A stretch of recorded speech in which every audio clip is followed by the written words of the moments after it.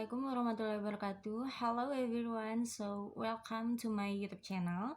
And let me introduce myself. Hello, my name is Zahwa Ketrunada Jannah and my NPM is 202012 50420. So I'm from R2E class and I'm studying in PGRI Indra Prasta University. So let's to the inti. Okay, now I want to explain about the material from Pak Diki. Yes, this is the assignment from Pak Diki, and the title is Faktor yang mempengaruhi belajar dan pembelajaran. So, I hope you enjoy for this video, and don't forget to watching this video from first until end. Let's check it out. Belum membahas tentang faktor yang mempengaruhi belajar dan pembelajaran, kita perlu tahu nih pengertian pembelajaran dan belajar. Pembelajaran merupakan suatu upaya untuk membelajarkan siswa, sedangkan belajar merupakan suatu kegiatan yang menghasilkan kemampuan baru yang bersifat permanen pada diri siswa. Nah, untuk itu nih para viewers, faktor dibagi menjadi dua, yaitu faktor internal dan faktor eksternal. Faktor internal adalah faktor-faktor yang berasal dari dalam diri individu dan dapat mempengaruhi hasil belajar individu. Terdapat faktor fisiologis, yaitu faktor yang berhubungan dengan kondisi fisik individu yang dibagi menjadi dua, yaitu yang pertama, tonus jasmani. Kondisi fisik yang sehat dan bugar akan memberikan pengaruh positif terhadap kegiatan belajar individu.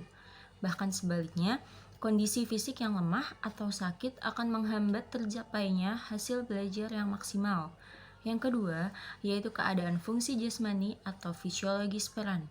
Fungsi fisiologis pada tubuh manusia sangat mempengaruhi hasil belajar, terutama panca indera. Panca indera yang berfungsi dengan baik akan mempermudah aktivitas belajar dengan baik pula.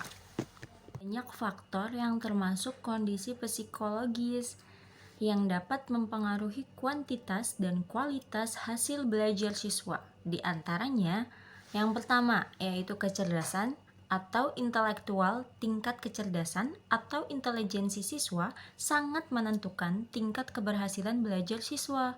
Ini bermakna semakin tinggi kemampuan intelijensi seorang siswa, maka semakin besar peluangnya untuk meraih sukses, viewers. Bahkan sebaliknya, semakin rendah kemampuan intelijensi seorang siswa, maka semakin kecil peluangnya untuk memperoleh sukses. Dan yang kedua, yang termasuk dalam kondisi psikologis, yaitu minat. Minat adalah kecenderungan yang tetap untuk memperhatikan dan mengenang beberapa kegiatan. Kegiatan yang diminati seseorang diperhatikan terus-menerus yang disertai dengan rasa senang, yaitu adalah motivasi. Menurut Sumadi Suryabrata, motivasi adalah keadaan yang terdapat dalam diri seseorang yang mendorongnya untuk melakukan aktivitas tertentu guna pencapaian suatu tujuan. Sementara itu, menurut Gates dan kawan-kawan, mereka mengemukakan bahwa motivasi adalah suatu kondisi fisiologis dan psikologis yang terdapat dalam diri seseorang yang mengatur tindakannya dengan cara tertentu.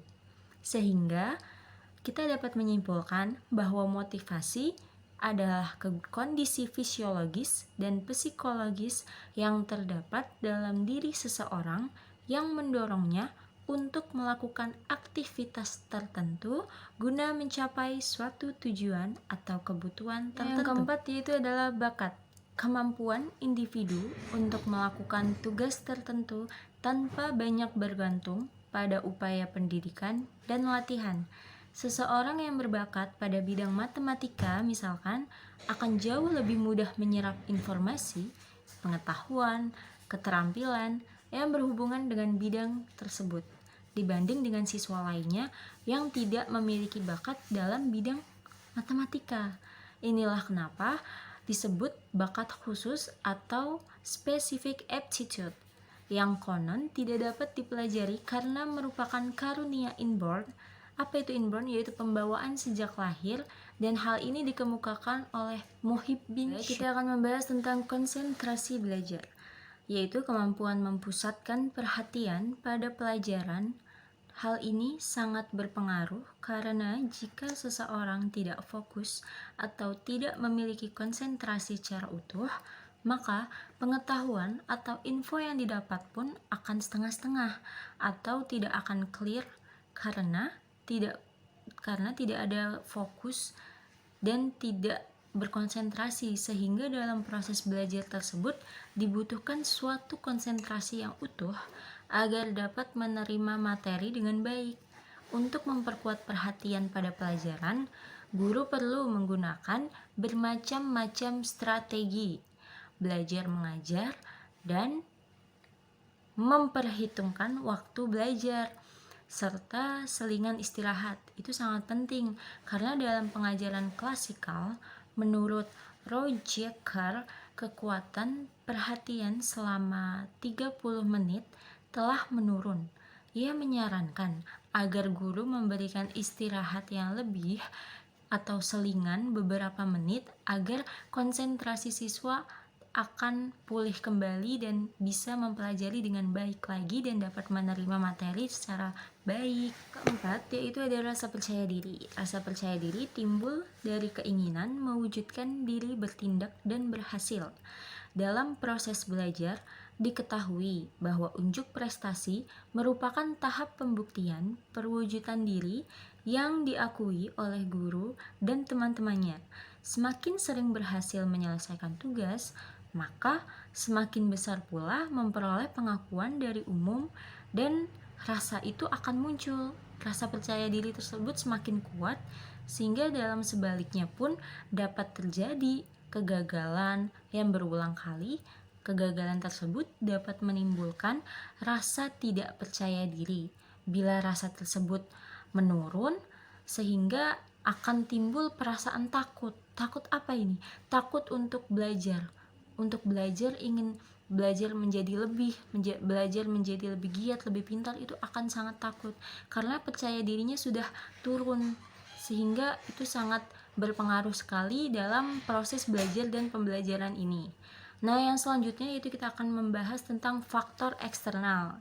Nah, faktor eksternal ini adalah faktor yang berasal dari luar, guys. Selanjutnya yaitu ada faktor eksternal, yaitu ada lingkungan sosial, merupakan interaksi atau hubungan kemasyarakatan yang memiliki keterkaitan yang erat dengan kehidupan sehari-hari. Lingkungan pendidikan mencakup lingkungan keluarga, lingkungan sekolah, dan lingkungan masyarakat.